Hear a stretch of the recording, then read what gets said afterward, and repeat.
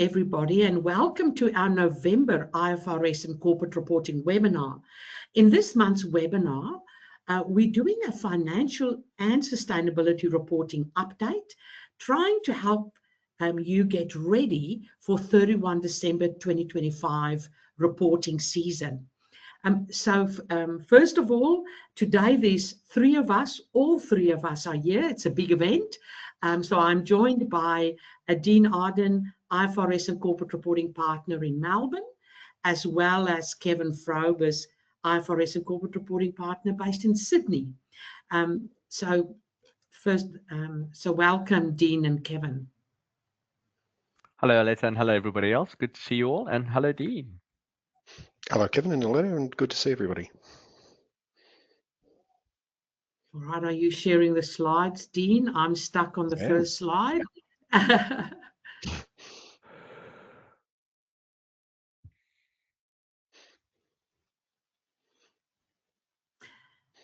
Now, BD, I would like to acknowledge the traditional custodians of country throughout Australia and their connections to land, sea, and community.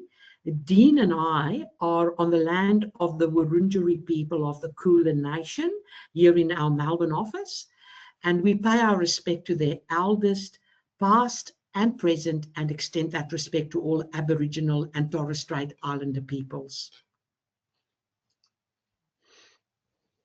As you know, our monthly IFRS and corporate reporting webinars, it's the second last one for 2025. We've just released our webinars for 2026. And then obviously the last one for the year in December, we'll look at tricks and traps of fair value measurement. The other series that's been hugely popular in 2025 has been the sustainability webinars every month. This month, next week, I'll be looking at preparing your first mandatory sustainability report, where we bring it all together, everything we've done this year. And then in December, we focus on assurance-ready sustainability reports. Again, we are about to release the sustainability webinars for 2026, so please register for those as well.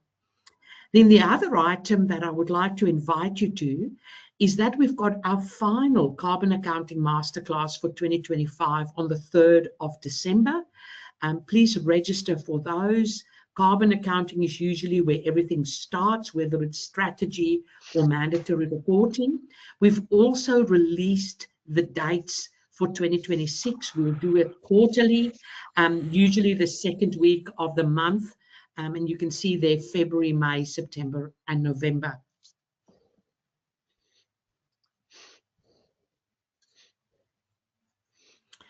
The other thing that I want to flag with you is we've got a AASB 2 climate-related disclosure checklist, which you can download from the slide. 150 disclosure requirements and a checklist to help you to get ready. So we've just got a bit of an extract to show you on the next slide around the 4 pillars. Governance, strategy, risk management, metrics, and targets. And we also have a column G around general requirements from AASB 1. And then I think on the next slide, Dean, I've got a bit of an overview on how we help you to rate your compliance. So you can self-assess, or you can help us, you can ask us to help you do that assessment, whether you're compliant, whether there's a partial gap or full gap or not applicable. And then on the next slide, I've got a little bit of a summary. So how are you tracking of the 150 requirements, of the 9 governance disclosures? How well are you doing the strategy disclosures, the risk management, metrics, targets, etc.? And we'll talk about this later in the webinar. Very important.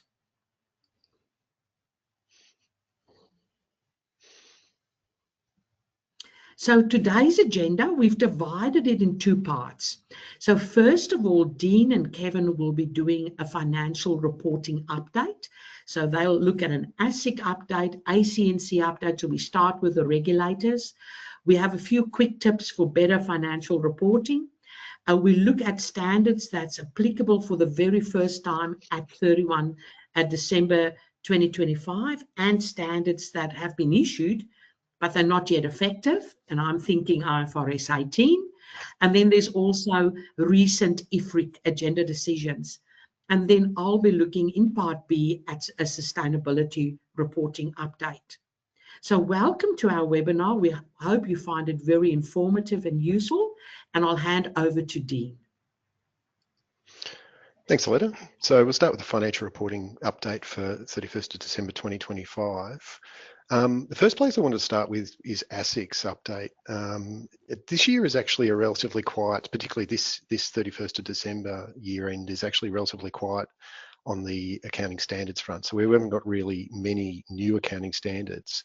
But you know, as it always goes, the regulators have been, I think, quite active in the last 12 months around financial reporting and related issues. And so I think providing an ASIC update, I wanted to focus a little bit more on the ASIC and also the ACNC updates, and ultimately leveraging off those discussions, actually start to talk about some of the areas that we've seen over the last 12 months where there's a common challenges that entities have in addressing some of the disclosure and accounting issues, and maybe talking about how we could perhaps help you to move through some of those with a bit more ease.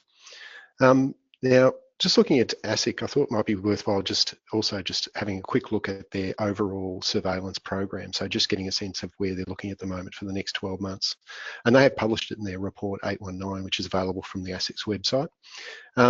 Financial reporting surveillance program, it's a very standard one they do every year. I'll go into more detail on some of the topics that they'll be covering in the next slide, but they are focusing this year on financial reports of listed, public and large proprietary companies. And I think it's worthwhile just acknowledging that their focus is no longer just on listed companies. ASIC over the last 12 months, or the last couple of years, have actually been focusing quite strongly on the unlisted market. And obviously, if you're keeping up with some of the discussions in the media about ASIC, private credit has also been an area they've been focusing on as well. So private companies has really been quite a strong focus of ASIC for the last 12 months. So if you're thinking that you're a private company, you don't have anything to worry much from ASIC, then I'd suggest to you need to actually think about where you're going with your reporting. They're going to review over the 30th of June 25. They're going to be, and ultimately these results are going to be published, but they're also looking at RSEs, so registered superannuation entities as well. And there's been some discussion in the media as well by ASIC around some of the reporting by RSEs. Well worth keeping an eye on in relation to not just because of its RSE specific nature, but also that the implications right across, because asset valuations is an area that ASIC is always focusing on, and as a consequence, it has implications right across entities. The other three programs that ASIC have been focusing on in the next 12 months is the audit surveillance program. So they're going to be looking at a number of audit files reviewed to be 25 compared to 15, so they're ramping up that program. The ongoing non-lodgement compliance program, now that started off as a compliance program focusing on grandfathered entities, so proprietary limited companies that were large but weren't actually required to lodge previously. And over the last 2 years, those entities have now come within the regulatory fold, and as a consequence, having to lodge their financials. ASIC has now extended that program out to have a look more closely at all proprietary limited companies, large ones, making sure that those who are large are actually lodging correctly. And sustainability reporting surveillance program, obviously Kevin and Aletta will talk more detail about the actual topic of sustainability in the latter half of this presentation, but ASIC has also been very vocal around sustainability reporting, their expectations, and I think Aletta and Kevin will probably touch on them at the second half of this presentation. So let's look at the areas of focus for the reporting surveillance program for ASIC. Now, we've talked about these areas in the past. We've discussed them in previous webinars. ASIC have helpfully divided up their focus between enduring areas of focus and other areas of focus. Now, up to about 12 or 18 months ago, ASIC had always published their areas of focus in advance of what they were going to look at. But however, over the last probably the previous 5 years to that, a lot of the areas of focus that they'd had per year upon year had been very similar. So as a consequence, I think ASIC has decided to move towards a more enduring and more stable set of focuses, and then adding ones as and when they are identified as potential reporting issues. So the enduring areas of focus, obviously revenue recognition, impairment and asset values. I mentioned before the RSE's paper that the ASIC has actually published had dealt with in part asset valuations and the implications of those. So some of the discussion in that paper I think would have relevance to lots of entities, because lots of entities have investments in assets which they fair value and therefore have to provide disclosures around those fair values. Provisions, the one that we see relatively often is the lease make good provision. We do a lot of lease accounting at BDO. As a consequence, we do work with a lot of clients around their lease make good arrangements. And it's one area I think I've mentioned in the past when talking about this area. If you've got large lease balances on your balance sheet, then you should have an understanding what your lease make good provision is, and if you don't have one, why you don't have one. We wouldn't expect to see large lease balances on as a lessee on balance sheets without potentially there being some lease make good arrangements. Onerous contracts and restructuring.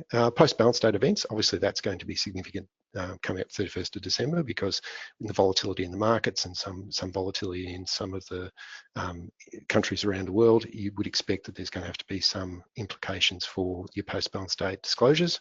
And the last but not least, financial report and the operating and financial review. I'll come back to that one because that one's been a real source of observations for ASIC. They look at that very closely, and as a consequence, they do a lot of please explain work with disclosing entities around what they put in those reports. I think I've mentioned most of the others on the right-hand side of the slide there, so I think I might just move on.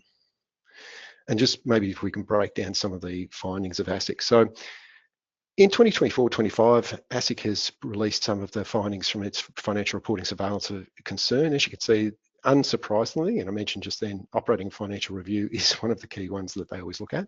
It's a very self-evident one, and I've been in various forums over the last couple of weeks where discussions have been around what should be in the OFR. Interestingly, in the context of what ASIC have published, they do actually provide some useful help to preparers in the sense that they provide some guidance about what they would expect to see. So it's not just a case that they've identified entities with disclosure deficiencies in that area. They've also started to add to that disclosures to understand what exactly they think that the preparers should be actually putting in and why. So going from most popular to least popular, operating a financial review, and we can say definitely from experience that's an area that ASIC is very hot on. They're very, very looking at that very, very closely. Next one down, impairment and asset values, and obviously that's going to be an issue this year as well. I'd expect that in the context of volatility in possibly some exchange rates, but more also interest rates and also prices, inflation, those sort of things are going to be closely looked at in terms of the impacts that they have on maybe asset values and impairment going forward.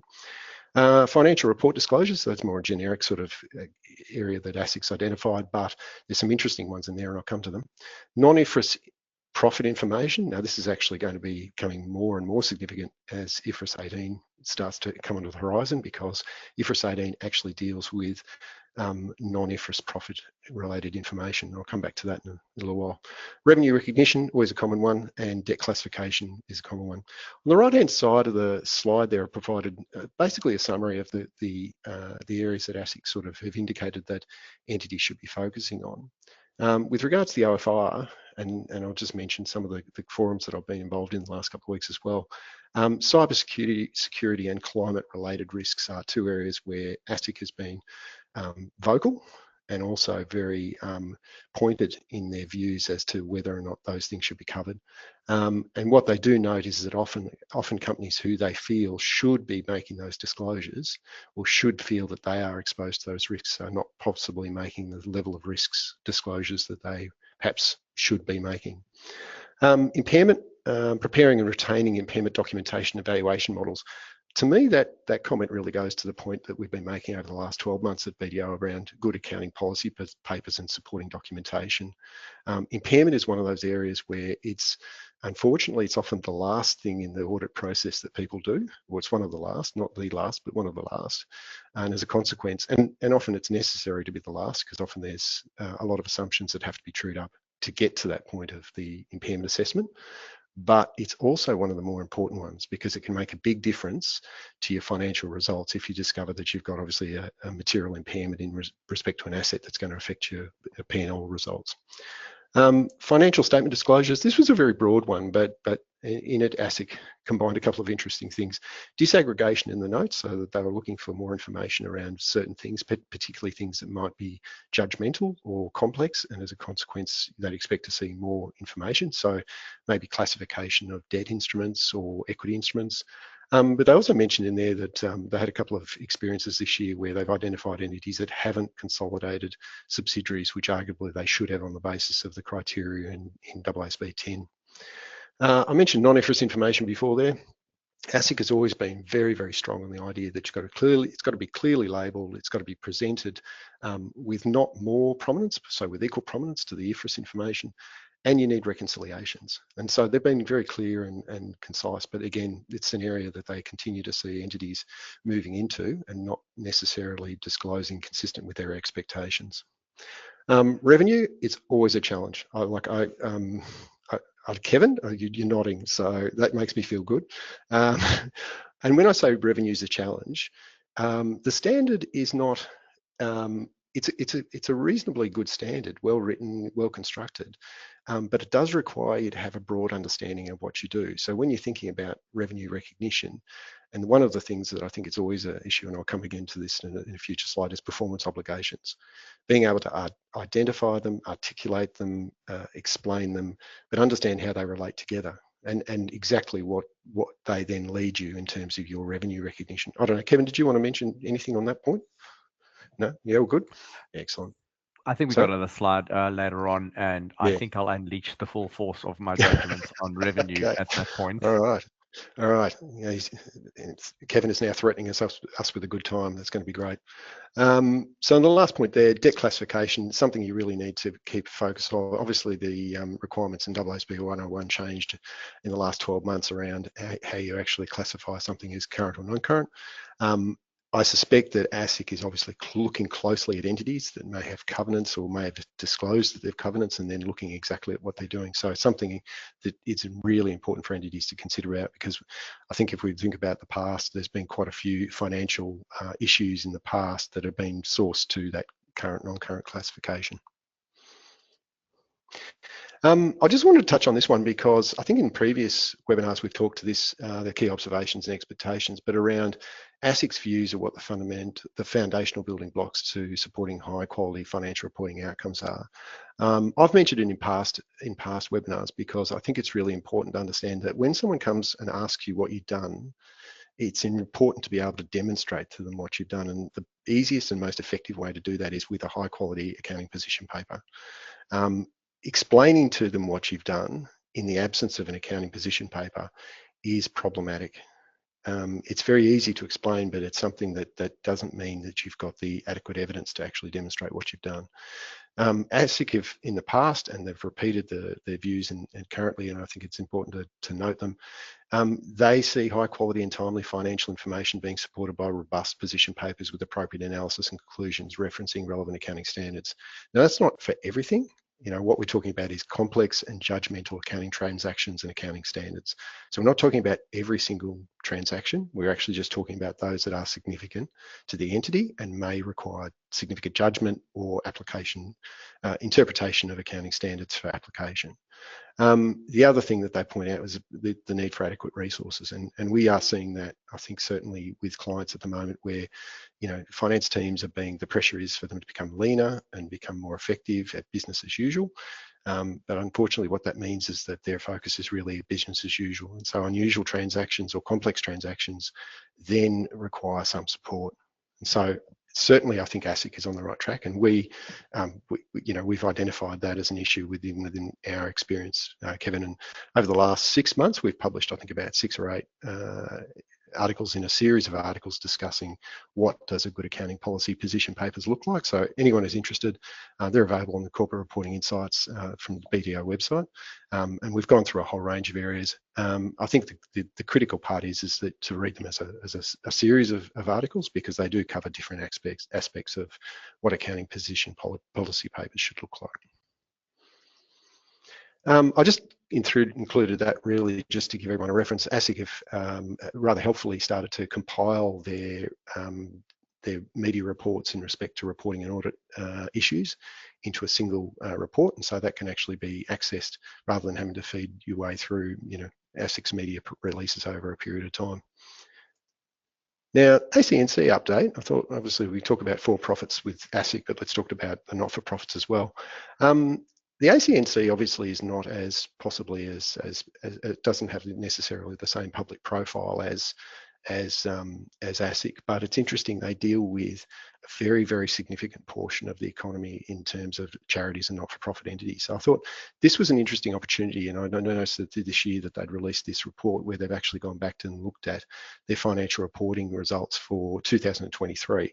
Now, 2023, it might sound like it's a long time ago, but there's some very interesting results in here. But I think the decision to choose 2023 was very pointed from their perspective, because there were in 2023 some changes to the reporting to ACNC by charities and not-for-profits, and I think what they wanted to do was actually see whether or not how entities engage with those changes and whether or not that they'd met the requirements at the time and whether they are continuing to meet those requirements.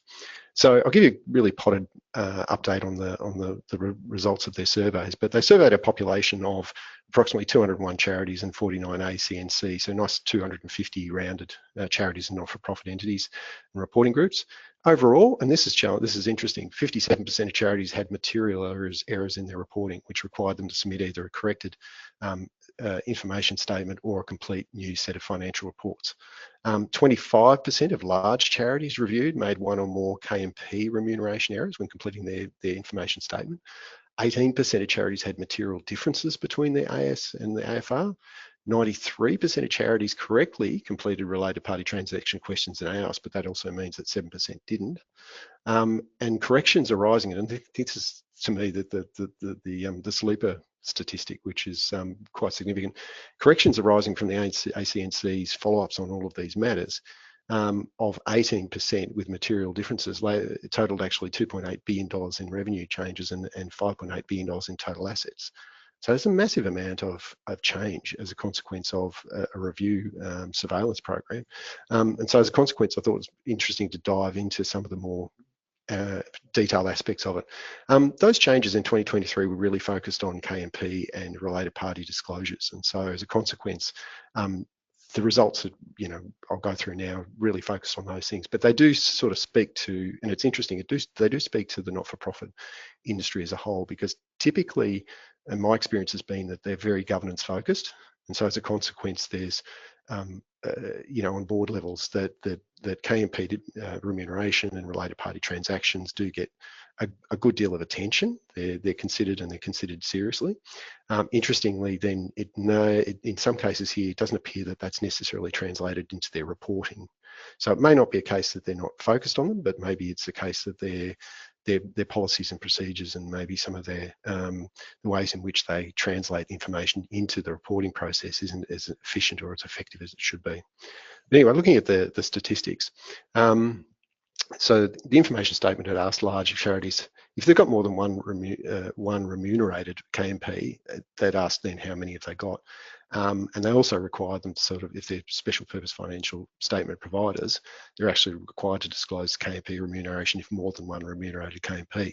Now, in the results, 25 reviewed answered ASI, the information statement, incorrectly. So they're including, effectively what they're saying is that in the AIS, they probably said that they didn't have more than one KMP, but whereas in the financial reports, it confirmed that had more than one remunerated KMP. And AS also found that they had wrong numbers of remunerated KMPs or the total KMP remuneration figure. And the results also find that 7% of those special purpose financial preparers didn't comply with the KMP disclosures. So not a big numbers, but like particularly the special purpose financial reporters, but still significant non-compliance aspects. For ACNC regulated entities now, related party disclosures are mandatory. So 93% of those charities correctly responded to related party disclosure questions. So that was good to see. But 6% failed to report in their information statement disclosures provided in the AFR. So there's what these statistics are telling us is maybe that the processes through which the information is translated into these two documents is not consistent, that sometimes there's information being lost. Quick comparison of and this helps to sort of understand, maybe the focus of the ACNC when they're doing this surveillance program was to identify, look, to what extent is there differences between the information provided in the AIS and the AFR, and they noticed that generally it's pretty good, but when it comes to things like revenue from government, revenue from donations and bequests, employees and expenses, and net asset liabilities, and I suspect all of those things contribute to the last one, there is some significant differences. So there's some material differences between those two. And so as a consequence, there are some entities that are not completing both forms consistently based on the information they have.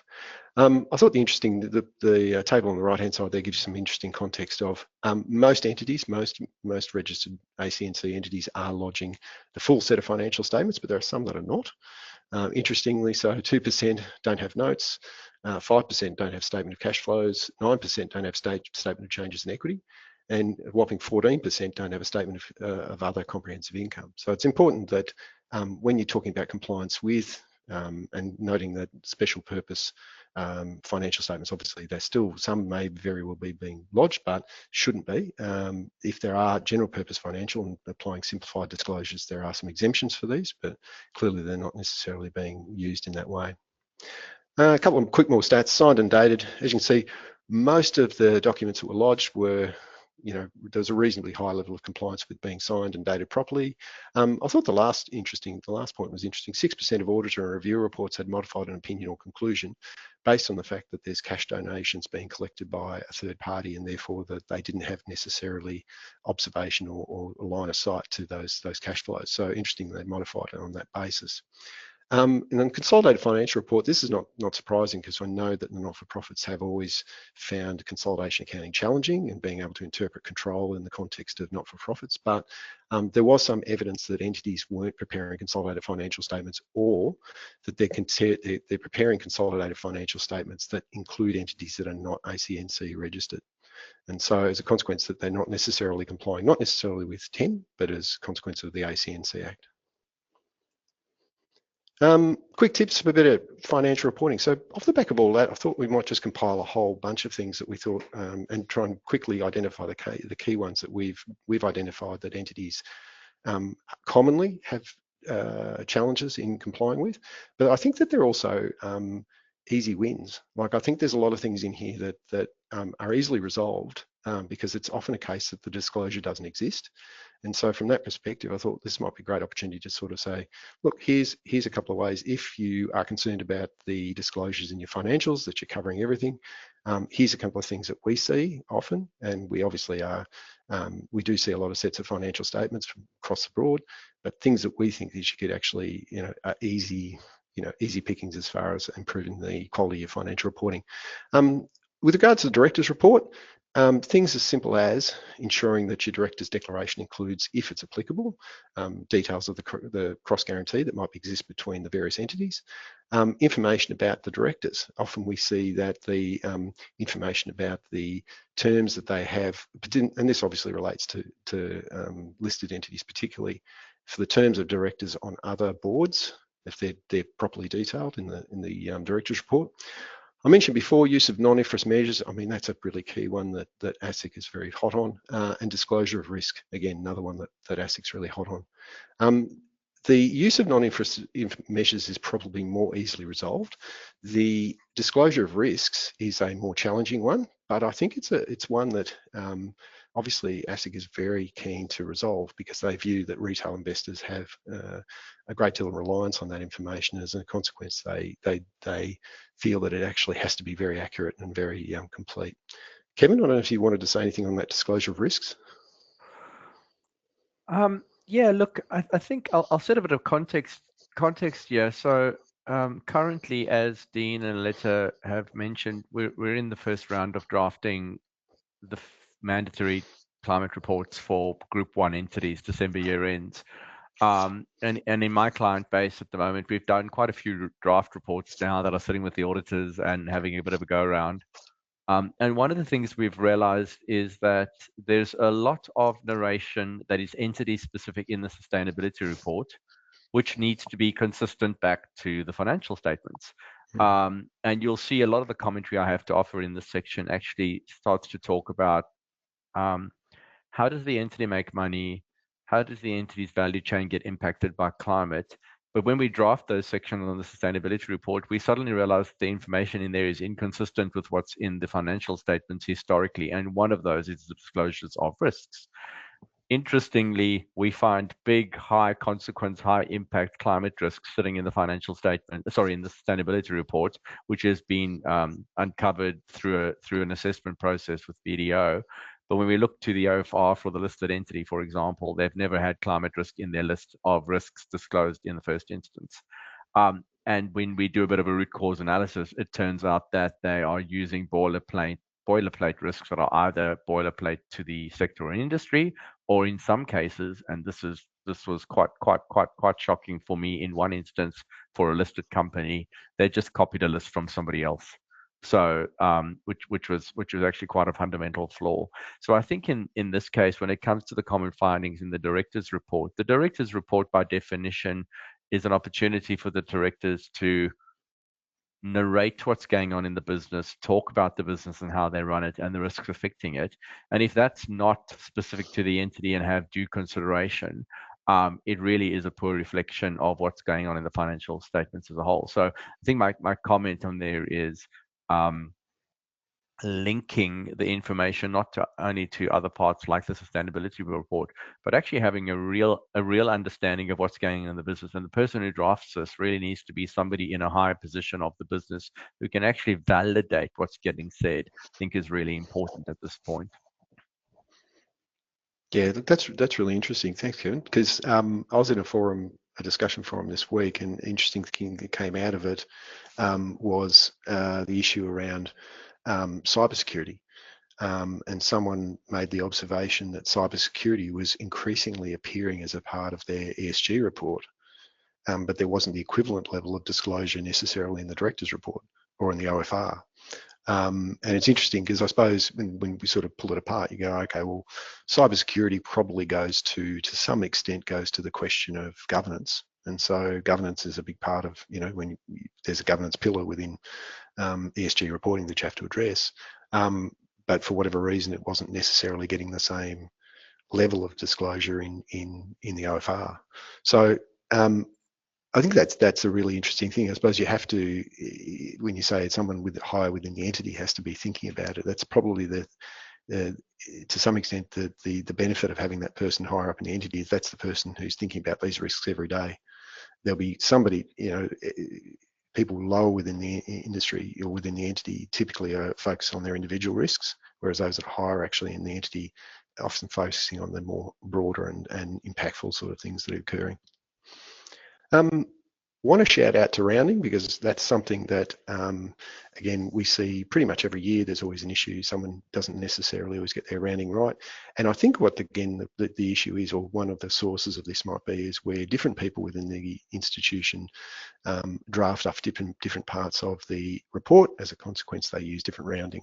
And so there's probably from a control perspective, the best thing that entities can do is either implement within their financial team a policy about their rounding, make sure that everyone's rounding the same level, or someone reviewing those rounding throughout the financials before it's actually published.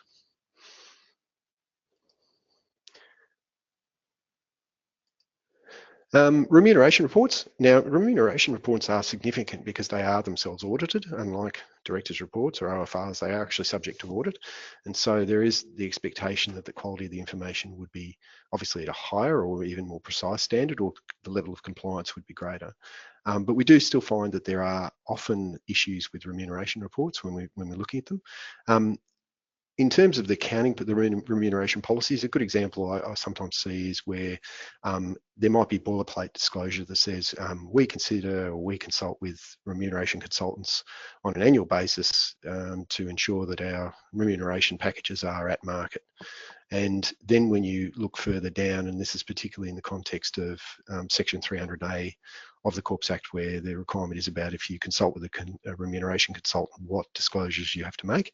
Often then we'll see them saying, we haven't had any either it'll say we haven't had any discussions with consultants this year, or it'll say nothing, which implies that they have not had any disclosures with consultants. So it's that kind of consistency that you need to sort of think about. And yeah, boilerplate it helps you to get to a point, but you need to consider that it changes as you change. It will need to change, and you have to think about how things change over that period.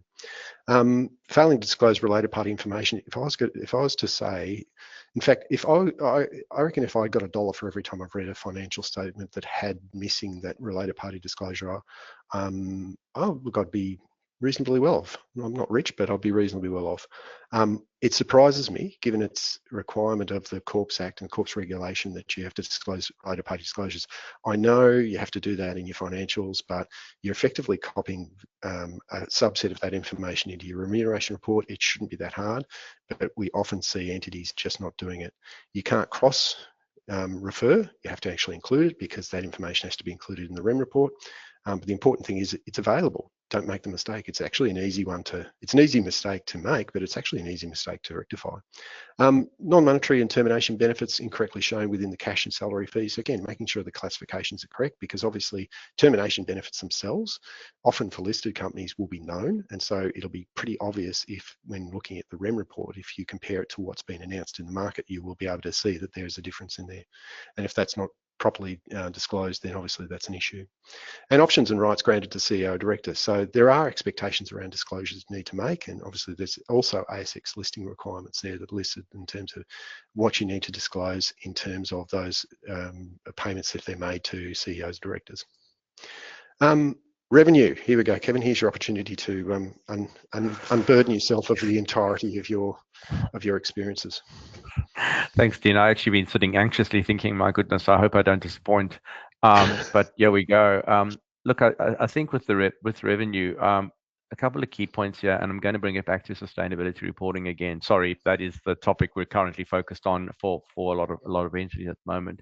But one of the things that's always served me well when we've done revenue recognition is to kind of stand back and understand, before you jump into revenue and revenue recognition, what exactly does the business sell and how do they make money?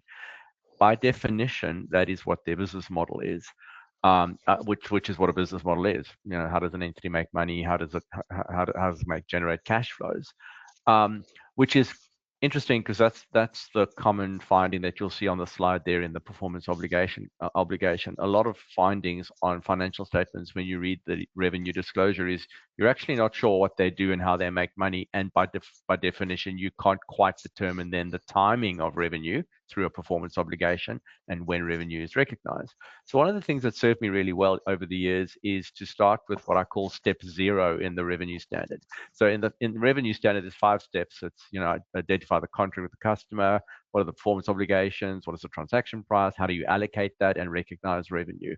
But I always start with what I call step 0, which is really a business model determination. How does the entity make money? Who are its partners? What's its value proposition? How does it incur costs? And I often use the Harvard Business Canvas. By the way, I'm not advocating it's the only one. I'm just saying it's the one that serves me and my team really well. And what that does is it outlines things like revenue channels and customer relationships and defines the segments. That very business model has actually served us well moving into the sustainability and climate reporting too, because one of the things that climate reporting does, if not one of the key things it does, is to generate information so you can understand how climate risks and opportunities impact things like the business model and the company's value chain. And so in drafting business models or defining business models for sustainability report, I'm starting to use the same starting point as I would normally do when we do a revenue recognition determination. How does the entity make money? Where does it make its money from? How does it sell? And then by definition, when do you recognize the revenue? The two need to talk to each other. In drafting some of the financial and sustainability reports for December year end, once again, we're running into this concept of we'll help a entity define its business model for climate and draft that into their sustainability report. But when we look back in note 2 in the financial statements on revenue recognition, they sometimes don't align or don't talk to each other, and sometimes are completely different. And then you start to run into these issues of, well, actually your revenue looks wrong too. And that drives things like principal and agent, which is one of the other columns in there. So principal and agent, how do you make your money?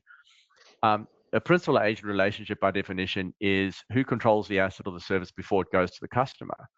And you can very quickly see if they've got their principal and agent wrong in a customer when you suddenly look at their carbon upstream and downstream and realize that they're classifying customer relationships and the emissions associated with downstream and upstream emissions inconsistently with whether they're recognizing revenue gross or net. I guess my spray is really, it's time to take a kind of a stand back and actually say to yourself, have I defined my business model accurately before I've even applied the revenue model? And even if I've applied the revenue model correctly and the numbers are right, am I actually articulating that correctly in both sets of reports, financial statements and sustainability?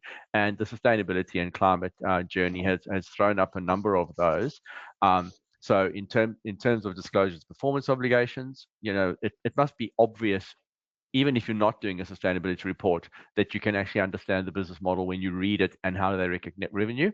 And then some of the other disclosures on the right-hand side there, in terms of disaggregating revenue and also revenue recognized over time and point in time, they are all there to serve the user's understanding of how do I make money, when does the money come in, when does the revenue get recognized. So that's my spray. It's really just a matter of, standing back and really understanding what's going on before you even get to articulating it and building out those disclosures. No, that's great, Kevin. Thanks, Steve. That's really, no, that's all right. I hope you feel better. But when you were talking, actually, it reminded me of the fact that, and I've never articulated or thought about it that way, but the step zero. I've often taken the same view, the step zero. But for me, it was triggered by an article that my professor of accounting made me read years ago when I was studying, which was, and I can't remember the author's name, but the premise of the article was the critical event. So what's the critical event in revenue? So I can recognize revenue because the critical event has occurred. What is that critical event? Well, often that's a performance obligation now we talk about, and so if you go back to the basics and you say to yourself, what's the critical event? What would make somebody pay me money for something I'm doing? What is the thing I'm giving them that means that there's a reciprocity now that they're willing to pay me? That's actually almost critical. That if it helps you to get to the performance obligation mindset, that's great. It is a step zero, but you're spot on that there has to be that sort of stand back and understand exactly what they're doing. Yeah, and it's interesting because revenue, we all think I'll generate the invoice and now I've got revenue, but sometimes you still got to do something to the customer. Well, that's the critical event more than anything. So yeah, it's really just having that clarity of vision about how do you make money and what do you still have to do to actually really earn it. All right. No, spot on.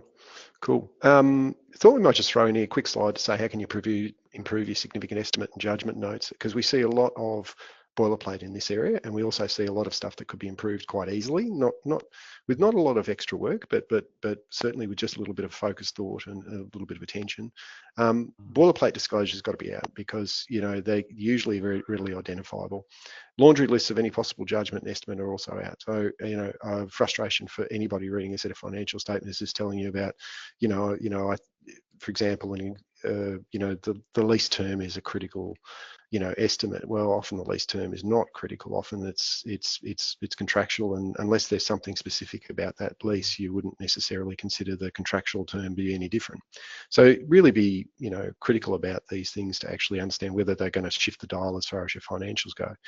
The ones that are really important are the ones that if you think to yourself, look, if this goes one way or the other, then the numbers are going to be very different. And could it go one way or the other? Could I actually conclude that this is not control, that this is actually significant influence? Is there something that is there something just tipping me towards control that if it didn't exist, or some judgment I'm making that didn't exist, that would lead me to a different outcome? They're the critical things that we should expect to see. So, and I'm sure that's what ASIC and the ACNC would certainly be expecting to see when they're looking at those financials. I don't know, Kevin. I have another example.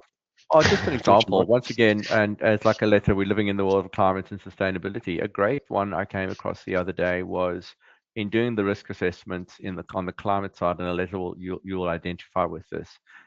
You have assets that are going to be stranded or that are subject to technological change because of climate risk or transition risk. and then you tie it up to the estimate or the judgment on useful life in the financial statements, and the two don't talk to each other. So you've literally said in the sustainability report that I'm going to retire this asset early because I'm going to replace it as part of my strategic or mitigation strategy in the next 3 years, but the useful life is 10 years in the financials and you're only in year 1. You know, those two don't talk. And what this is now looking for is to actually, first of all, align those estimates and judgments, but talk to them in both reports, because the judgment disclosure and the estimate disclosure you'll make in the financial statement will actually be how has that risk been factored into your useful life assessment, and how did you get to the number you got to? Whereas on this side, you'll be talking about climate risk and the performance measures that go with it in the sustainability report. So you can hear, Alyssa and I have a lot of time at the moment in terms of climate. We're having a lot of fun. But what actually is happening is I'm having a lot of fun actually linking the two sides of the reports, the financials to the sustainability. It's really become quite an eye-opener to our teams in doing this. And I think it's just driving better quality information. I think for the people on the call today, if you're not doing a December Group 1 sustainability report, that doesn't mean you can't do the stuff in the financial statement. This is the type of thinking they're looking for, is even if you didn't identify technological issues for your useful life that need to be disclosed in a mandatory sustainability report this year, the financials still require that sort of disclosure anyhow in your current year. And if that sort of judgment or estimate is significant, that sort of disclosure and your thinking is the disclosure they're looking for in the notes to the financial statements. Yeah. Yeah, the one thing I'd add to that too is that over the last 12 months we've worked with quite a few clients where they've come to us and said, look, we got to a position on this particular transaction 5 years ago and we decided that it was okay, but now we're not actually sure, and they're not quite sure why it's changed. And it could be because circumstances have changed, or maybe the agreement has been slightly amended or something like that, and that's good thinking. Like, that's actually an important way to be, like to be able to say every year reassessing and making sure that I've made, you know, the appropriate assessment, the assumptions and the judgments. But it happens, so you need to be open to that prospect every year to be able to reassess whether or not your accounting does reflect what you're doing. You know, have you actually, are your performance obligations that you're meeting now are the same ones you thought 5 years ago that the ones you're meeting? You know, are your contracts so tight that you wouldn't necessarily have changed your performance obligations, or is it a very loose arrangement and you have to look at what your practice is to understand what you're actually doing and therefore what your revenue should look like? Just quick common findings, just an editorial thing that people should be aware of. We know the IFRS are now called IFRS accounting standards. The ISB has copyrighted that terminology and as a consequence registered that name, and so as a consequence when we refer to them it always have to be IFRS accounting standards, not IFRS. Standards not yet effective. Appreciate that ASB 18 is on the horizon. Appreciate my expectation is not a lot of people have really thought about it and read it or understood it, but you need to think about it in terms of disclosures for issue, but not effective accounting standards. If you haven't thought about it, best to say you haven't thought about it. Don't say that you've done a complete assessment of it when you haven't. That's only going to get you caught out. And not audit services, always in terms of disclosures, there's a requirement to disclose those if in respect to the amount that's paid. So separating out what's audit fees from not audit fees for the same audit group. I'm going to move pretty quickly through standards applicable the first time because there is actually only really one, which is this one, the amendments to ASB 121. This is really just to ensure that people are consistently dealing with situations where if they've got an exchange, if they're dealing in overseas foreign currency or they've got an overseas entity, dealing with the exchange rate and how to assess it. So if you've got in some situations, exchange rates aren't readily, foreign exchange isn't readily exchangeable into some currencies, and as a consequence there's some uncertainty about what the number or what the exchange rate should be used when you're actually translating items within your balance sheet and your P&L. This amending standard is meant to provide some certainty around that, or at least some guidance to understanding of how do I do that. So if you don't have overseas transactions, obviously this one's not going to impact you, but if you do, then you need to consider that, and hopefully it's more in the sense that it's a guiding standard that helps you to identify what's an appropriate and justifiable exchange rate when you're dealing with situations where an exchange rate is not readily exchangeable. The kind of ones I'm sort of thinking would be sort of jurisdictions where maybe they are subject to war or something else where it may not be readily easy to translate the foreign currency to them. On terms of standards issued but not yet effective, obviously the monster in the room is IFRS 18. It's a really important standard, and I don't know how to, off the top of my head, and Aletta and Kevin are going to probably correct me or add to what I say right now, but off the top of my head, these are my quick takes. If you read the standard, it's not an easy standard to read. There are bits in that standard that you will go, yep, I recognise that. That's been transferred over from ASB 101. There are some of it which is very complicated. So when it comes to the classification of items within the P&L, those guidance or those requirements in that standard are quite complicated, and they're not necessarily always clear, which is, as evidence of that, I'll mention coming up, there is actually an interpretation question in front of IFRIC right now about the classification of a particular foreign exchange gain loss that arises when you consolidate entities. So again, not necessarily everything's been covered in there, and the standard in itself is quite complex and quite detailed. And so yes, there's bits in there that you'll read and you'll go, that's fine. There's bits in there you will read and go, I'm going to have to read that again and again because I don't quite get it. To that end, I would say do not leave it till the 30th of June or 29th of June 2028 to read the standard, because you will not be able to get yourself into a position easily or quickly to be able to apply the standard effectively. It's going to require time, and importantly, what you need to understand is that it's actually going to be impacting your P&L numbers. So it's not when I say impacting, it's going to impact the classification of them. Now, if you've got, for example, contracts, or you're subject to regulatory requirements that require certain numbers to be disclosed, or that you comply with certain numbers, that is going to be impactful, because it's likely or potentially likely that as a consequence of applying IFRS 18 or ASB 18, you're going to get a different number that you're going to have to resolve with whatever contractual or legal requirement that you actually got to comply with. So don't underestimate it. It's actually going to require a lot of work.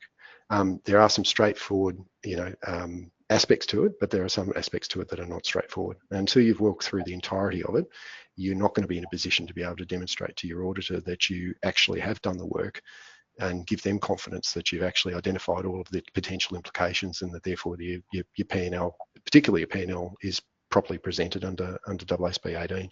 Aletta, Kevin, I don't know if you've got anything you wanted to add to that. Yeah, so Dean, looking at IFRS 18, there's also a new term popping up, MPMs, Management Performance Measures, which is a brand new concept. And to identify what are management performance measures for your business and realizing what you have to disclose around MPMs is a significant task. So that's one particular area that I think will need attention. The other area that would need attention is under the new IFRS 18, we have to potentially categorize and group expenses differently to what we currently do, and that might require some redesign of your underlying TB or chart of accounts. So I think it's important to do an assessment whether you and your business are one of the unlucky ones that have to do a bit of a refresh of your chart of accounts, because that can take some time. And remember, even though it is for years beginning on or after 1 January 2026, and you have to restate comparatives. So if you have to redesign your chart of accounts, you have to do it as soon as possible. The other thing I would say, I know this year there's been a big focus on sustainability reporting, mandatory sustainability reporting, group 1, 2, 3. And even at BDO, we've been doing carbon accounting masterclasses, webinars, articles, etc., to get everybody ready and aware. 2026, I would say our key focus, I'll give you a heads up, our key focus at BDO will be IFRS 18, and we'll have the same, our normal plan of attack. And it will be, we've already started, but in every month's corporate reporting insights, there's articles on IFRS 18. We will next year dedicate almost each and every webinar throughout the year in this IFRS and corporate reporting series on IFRS 18 and different parts of it. And then the other thing is we will also be running master classes on IFRS 18, where we will be looking at case studies, more practical, and it will actually be a series of case studies, you know, and a series of master classes. So look out for those. It's a big focus for us in 2026, acknowledging that this is a big change. And the biggest change we've seen since IFRS 16. Leases, my favorite standard. IFRS 17 insurance was for some businesses, but this is the biggest change that we've seen in IFRS accounting standards since 2019, leases.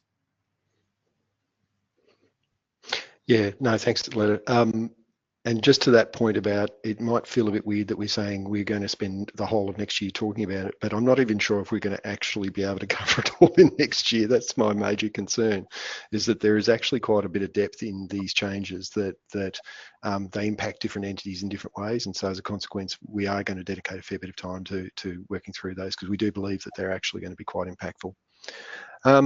I might skip then through those. As I mentioned, there's quite a few, and this is probably for the benefit of the listeners, is that provided a list of the issued but not effective accounting standards, which obviously part of disclosures for, other than the simplified disclosure entities, it's part of the disclosures you have to make under IFRS. I'll skip through those, and I just wanted to touch on the IFRS ones. Again, the IFRS interpretations are an interesting beast, in the sense that they become a part of, once the agenda decision is made, they become effectively a part of IFRS, and they have to be applied as soon as possible. Now, that doesn't mean they have to be applied immediately, but certainly entities have to be in the process of applying them. So, for example, if you're preparing 31st of December 2025, then I'd be fully expecting that you'd be on and over those finalised ones, because as you can see, they've all been finalised. The latest one's July 25. So, from a regulator's perspective, the regulator would and the auditor would also be of the view that they should have been applied, or at least best applied, by 31st of December 2025. I just wanted to highlight there's two there in process. The economic benefits from the use of a battery under an offtake agreement, that's an interesting one, because that's actually going to be affecting any entities, potentially any entities that are receiving or directing energy through a battery, through a BESS system. And that could mean that you don't own the BESS system. You could be just effectively utilising that BESS system. The reason I say it's interesting is because the way that agenda decision is developing at the moment, it's going to take us in a different direction than what the wind farm IFRIC determination made, where they actually identified the wind farm and said you had a lease, or you didn't have a lease in some circumstances in a gross pool. So I wanted to make that one, highlight that one. So if anyone actually is involved with batteries, you need to be aware of that, because it might have implications for your balance sheet going forward.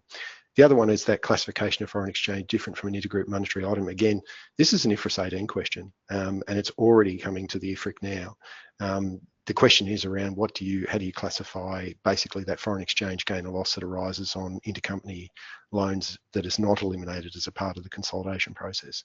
And so that's something that's indicating that, yeah, IFRS 18 is still not necessarily resolved in the sense of practice. We're still working our way through it, and so as a consequence, we're likely to be continuing to work our way through it over the next 2 years.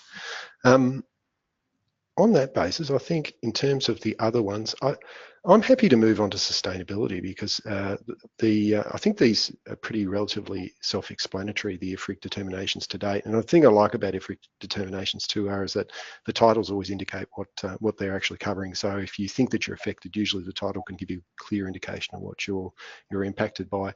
Maybe the only call out that I'd have is that this, with regards to guarantees issued on obligations of other entities, we often see that guarantees provided for, maybe by parent to subsidiary over a loan or vice versa, not always necessarily well accounted for, not always necessarily recognised, and not always necessarily well assessed.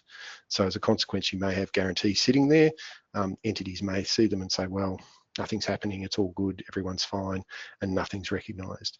Until such time as something does happen, as a consequence, then something has to be done. But things don't happen overnight. So obviously when guarantees start to be called upon, it's because there's been a runway up to that point. And so we don't often see that runway necessarily being identified within the balance sheet, but that's what effectively this question is really about, is that is, and underlying the question was, well, what's the applicable accounting standard? Because obviously if you have different accounting standards, you might have different accounting impacts. So I might move on to, I think we moved right through to sustainability. Aletta, if you wanted to take over. Yes, thank you very much, Dean. I suppose you'll be still moving the slides for me, if that's okay. So sustainability reporting is now really becoming a thing as of 31 December 2025. And our very first clients will be doing mandatory sustainability reporting for 31 December 2025. Kevin, I don't think it's unfair if we say it's a bit of a mad scramble at the moment. Some businesses were fairly early and we had draft reports by September already, and some others are in the midst of the mad scramble. Just before we move on to that, I always start by saying, remember that sustainability is incredibly broad, and remember that mandatory sustainability reporting is only looking at climate change, including emissions, which is only one of the potential environmental topics. It's only one of the 24 ESG topics we've got here.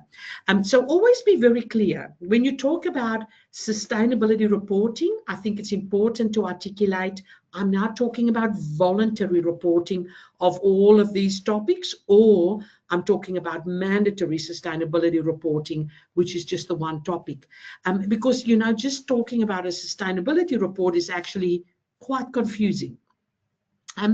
The reason we're looking at sustainability is there's a strategic imperative for some businesses, and it's a strategic imperative, a license to operate, a ticket to play, because bigger businesses are doing mandatory reporting, they are pushing requirements into their supply chain, for example, or sometimes it's shareholders pushing requirements on to investees. So think about it strategically. What do I have to do to keep my suppliers, to keep my customers, to keep my investors, to keep my employees?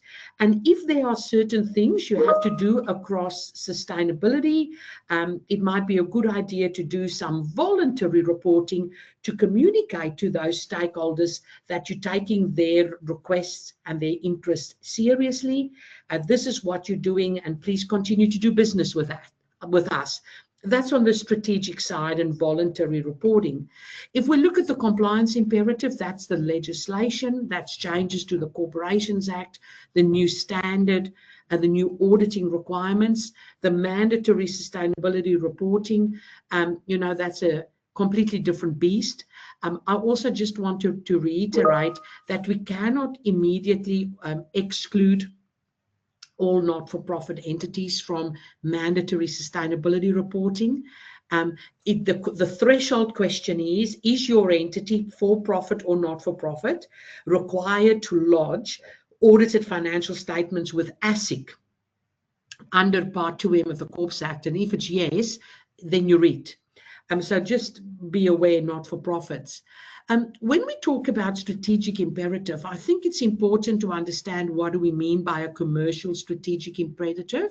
So you would care about sustainability, broad sustainability, whether you want to keep investors, so access to capital, or maybe you want to keep your financing, or maybe you want to get cheaper financing, or maybe it's access to markets or customers, or maybe it's access to people to work in your business. And that hasn't changed. Voluntarily, you would do a lot to keep access to capital, to keep access to markets, and to keep access to people. I think the best advice, if you are saying, I don't have to do anything mandatorily at the moment, the best advice and a way to think about potential strategic reasons is to think and to map where is our organization and who are the other players in our ecosystem, economic system. Who are our investors, financiers, suppliers, customers, employees? What pressures are there on them around sustainability, around mandatory reporting, around voluntary aspects? Because all of those pressures on them will ultimately become pressures on you if you want to stay in their economic system. So this mapping and thinking about your stakeholders is incredibly important. I would say 100% of the time, when we think about stakeholders and the key information needs of stakeholders, of BDO Australia and of our clients, the number one thing remains strategically, we want you to measure your carbon footprint. We want you to set targets, and we want you to report your progress against those targets. It is really as simple as that. I know there's a lot of topics under sustainability, as I've started the presentation with, but where does the rubber hit the road? Measuring your carbon footprint, setting targets, and reporting your progress against those targets. Then if we move over to mandatory sustainability reporting, we know the International Sustainability Standards Board issued IFRS S1, S2 a few years ago. What's actually important is what happened in Australia. And in Australia, there's three key unique things in Australia. Number one, in Australia, and Dean, that's on the next slide. In Australia, number one, we've got a requirement in our Corporations Act to prepare a separate mandatory sustainability report, and it's part of your annual report. So at the same time that you're lodging your annual report, you'll also be lodging your sustainability report. The second thing, which has been the biggest game changer in my experience, is the need to get assurance over that mandatory sustainability report. And actually, the real game changer is that assurance have to be provided by financial report auditors. So using Australian language, usually those would be your registered company auditors who are registered as auditors with ASIC and are applying auditing and assurance standards. Initially, ASIC and Treasury said it had to be the exact same firm. So if BDO is auditing your financial report, it also had to provide assurance over the sustainability report, the mandatory sustainability report. However, 4 or 5 weeks ago, they've changed that, and it can now be any financial report auditor. So you can have two different firms providing audit over financial report and another firm assurance over sustainability report. We are still strongly of the view that it's in an entity's best interest from a time perspective and a cost perspective to use the same auditors for both reports, because you're dealing with one group and they already know your business. As Kevin has flagged earlier, there's that connectedness of information in the sustainability report and the financial report. They should speak to each other, and it will save you time. And if it saves you time, it will also save the auditor time, and therefore it should save you money. And then the third thing is very technical, but I want to call it out because I'm seeing this as a big problem in practice as we're helping clients get ready for their AASB 2 mandatory sustainability reports. And that is that our Corporations Act is actually going further than AASB 2. So IFRS S2, AASB 2 says in paragraph 22 that a business has to assess their climate resilience, and they are mandated to assess their climate resilience by conducting a scenario analysis. And then there's detailed disclosure requirements on your assumptions and judgments when you've conducted that climate resilience. However, under IFRS S2, AASB S2, you can select the scenarios that you want to apply for your climate resilience. It's up to you as a business. Problem in Australia, in the Corporations Act, we are mandated to use 2 specific scenarios in order to inform our climate resilience. You can use more, but you have to, at a minimum, use these 2 scenarios. The one is a low warming scenario, 1.5 degrees, and the other one is a high warming scenario, significantly more than 2 degrees, which in practice is 2.5 to 3 degrees. Those are the 2 mandated scenarios. If you are part of a global group, this one is one to watch out for, because often at a global level for CSRD or for IFRS 2 globally, the group have done scenario analysis for climate resilience, and they've picked scenarios that don't align with what is mandated in Australia. So you do not have the ability to completely leverage what your group have done because they haven't done these two specific scenarios. The other thing is there are publicly available information that you can use from the Intergovernmental Panel on Climate Change or from the International Energy Agency or also the NGFS, publicly available scenarios.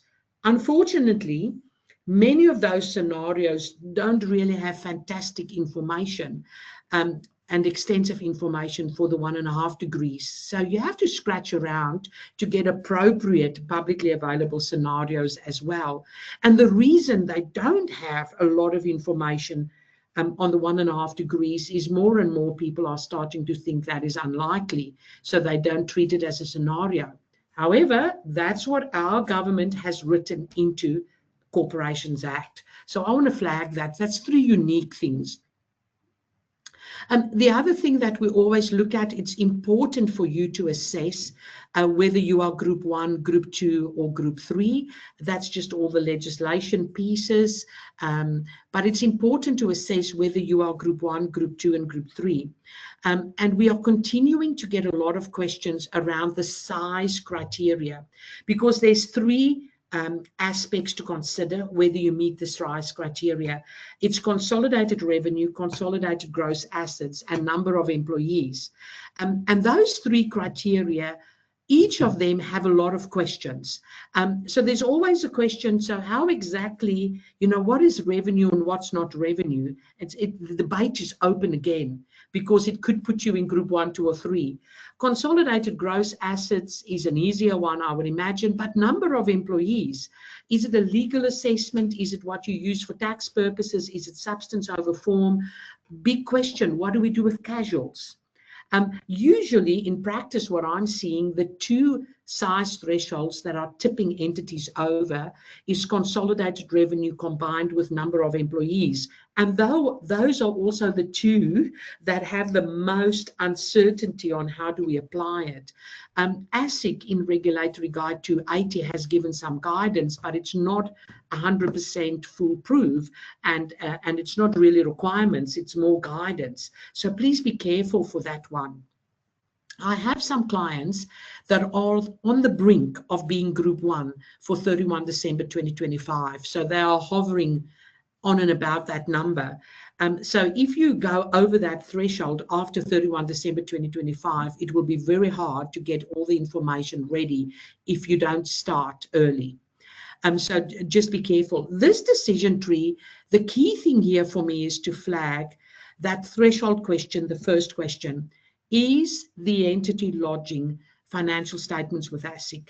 And we could have a group that consists of 20 entities, and each of those 20 entities should apply this decision tree for each entity. So is this particular entity in the group lodging with ASIC under Part 2M? Is this trust lodging with ASIC under Part 2M? So you have to look at each entity and at the end work out who should consider the size criteria. So that's this one. I think the next thing to think about is the reporting deadline. Very importantly, and there's a link to an article, for Group 1, it's financial years beginning on or after 1 January 2025.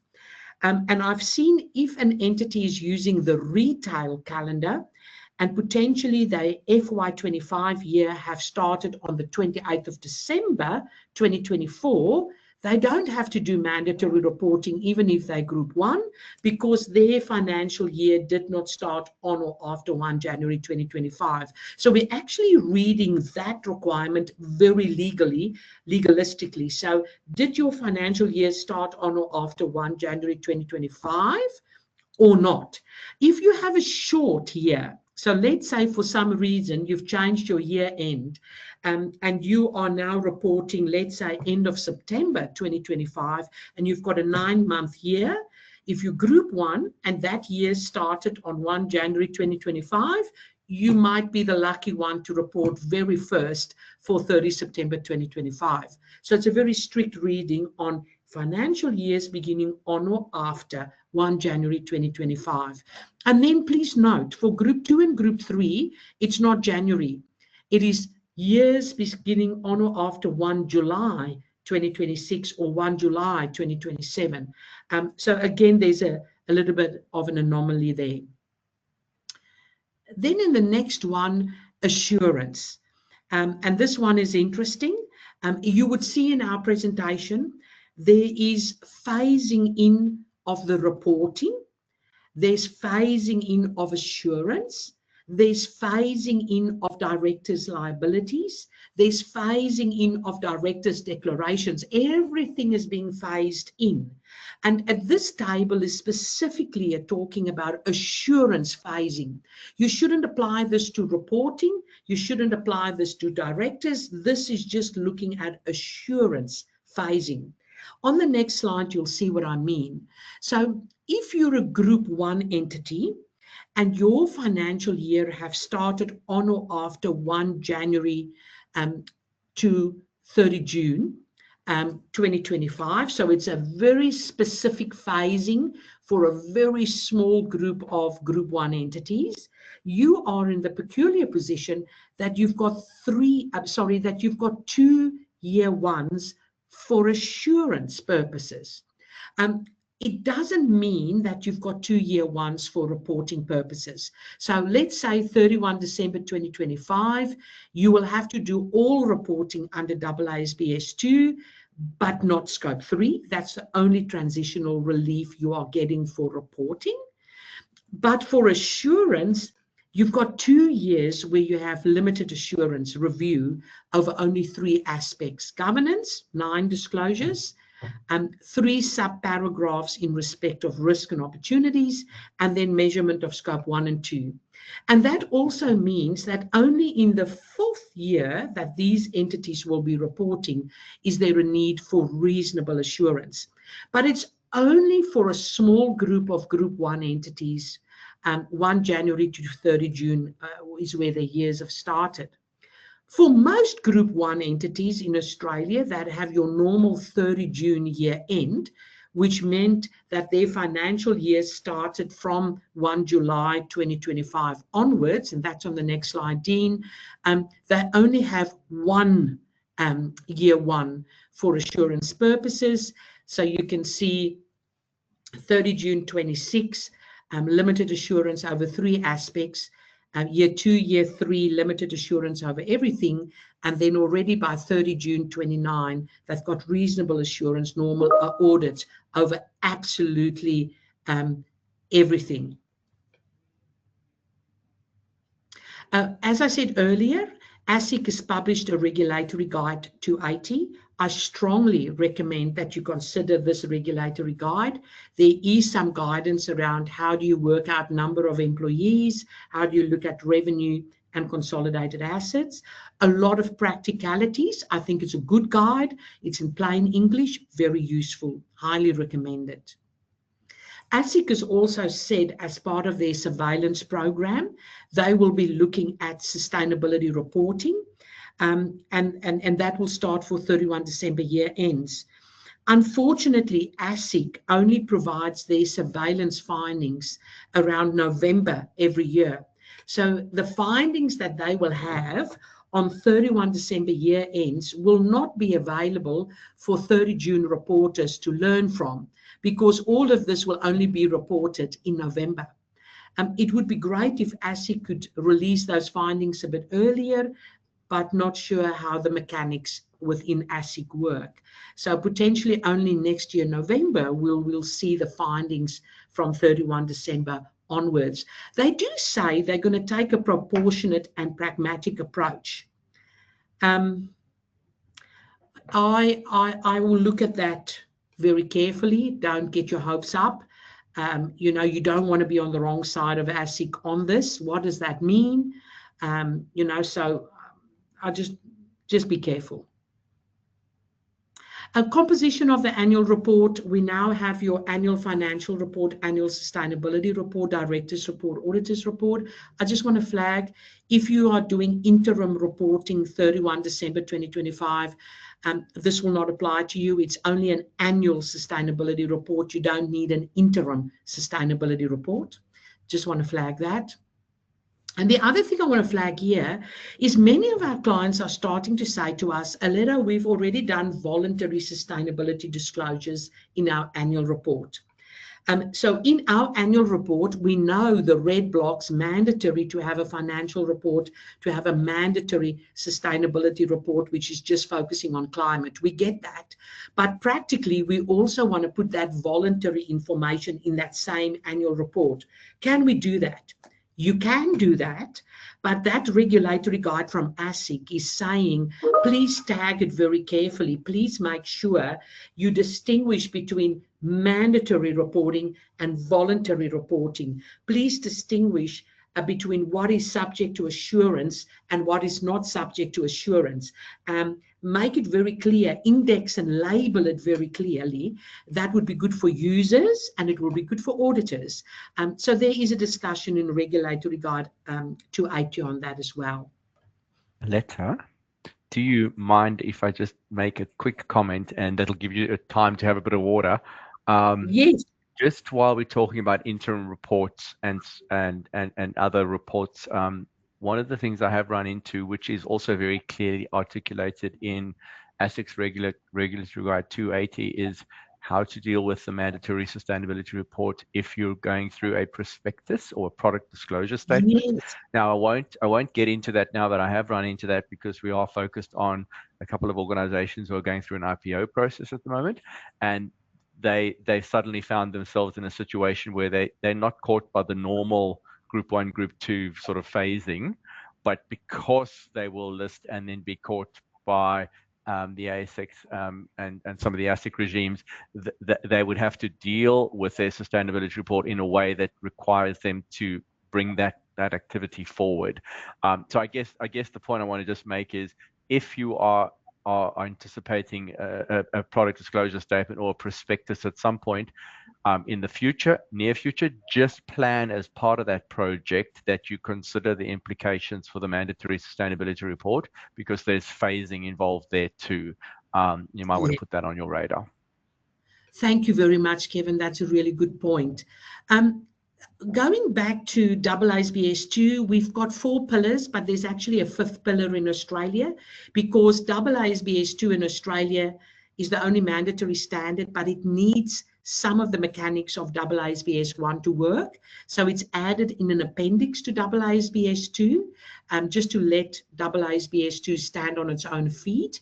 And that appendix with the AASB S1 requirements is also mandatory. So we've got a disclosure checklist, 150 disclosures. We're getting really great feedback on this disclosure checklist, so please download. I want to focus on this part, and that's directors' duties. There's 3 key things here. First of all, and this is directors' duties on a mandatory sustainability report. I've got a link to the article. Directors have requirements under the Corps Act on the need to prepare a financial report, and there's fines and penalties and there's obligations. And those have now been extended to also cover sustainability reports. That's important to know. So you cannot say, I'm just going to ignore this. You know, there will be ramifications for directors. So that's number 1. I'm hoping that is obvious. The next slide.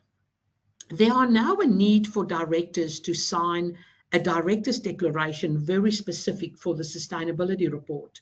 For the first 3 years, and for a period of 3 years, you'll see there's a time frame there, they only have to sign that the entity has taken reasonable steps to comply with AASB 2. But that's only if the entity has actually taken reasonable steps to comply. And then after that 3-year period, they have to state that the entity is complying with sustainability disclosure standards, AASB 2. So there's a director's declaration for financial statements and a separate one for the sustainability report. And then the third one is very important, and that is modified liability for directors. So with modified liability, they're saying there are 3 protected statements: scope 3, scenario analysis, transition plan. Those 3 things, if the entity have taken all reasonable steps in order to get it right and they've disclosed it, directors have limited liability for a period of 3 years. All other aspects, directors have unlimited liability from day one, and ASIC can always take the entity to task from day one. So I just want to show you that there's a gap here. So in year 1, the entity is disclosing 150 disclosures. Some of them, not a lot, but some of them will be subject to limited assurance. Some of them, the directors have modified liability because they are linked to scope 3, scenario analysis, transition plan. But there is a lot of them in the middle that the directors are personally liable from day one, and there won't be limited assurance. So what I'm seeing in practice is that a lot of clients are asking auditors to provide limited assurance over everything the directors also have to sign off on. So that's just something to keep in mind. The next thing is there is a proposal, and I just want to flag it's a proposal. There's currently a proposal, and we've got an article there.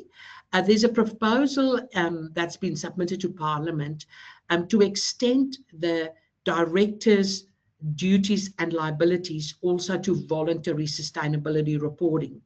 And the reason behind this is if an entity is a Group 2 or a Group 3 entity, but they decide to do mandatory sustainability reporting early or in a voluntary report, the current modified liability regime would not apply to them. And in the end, government would like to encourage businesses to do climate reporting as soon as possible. And in order to facilitate that, it would be a good idea to extend this modified liability to directors in that scenario. So there's a proposal. I've put some details in there, and we're hoping that will go through.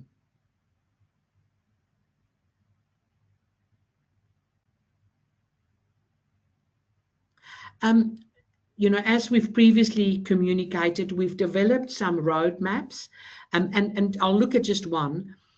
Our approach at BDO has been, we've come up with 3 project streams across broad sustainability. The first 2 streams are addressed with mandatory sustainability reporting, and the third stream in grey is around voluntary sustainability reporting. It's grayed out because our clients at the moment are saying we just need to do mandatory first. If you look at the 2 mandatory streams, we run them concurrently. We've got a stream looking at carbon footprint measurement, and there are 5 critical steps or projects in that stream. So 5 projects within project stream 1, carbon footprint measurement, and 5 projects within the rest of AASBS 2. We usually run these 2 projects concurrently at our clients, and at the end of the 2 projects, we bring all the information together in a sustainability report that's assurance ready. On the next few slides, we've got a slower timeline for Group 1 and Group 3. But you can see it's the same 10 projects over 2 project streams.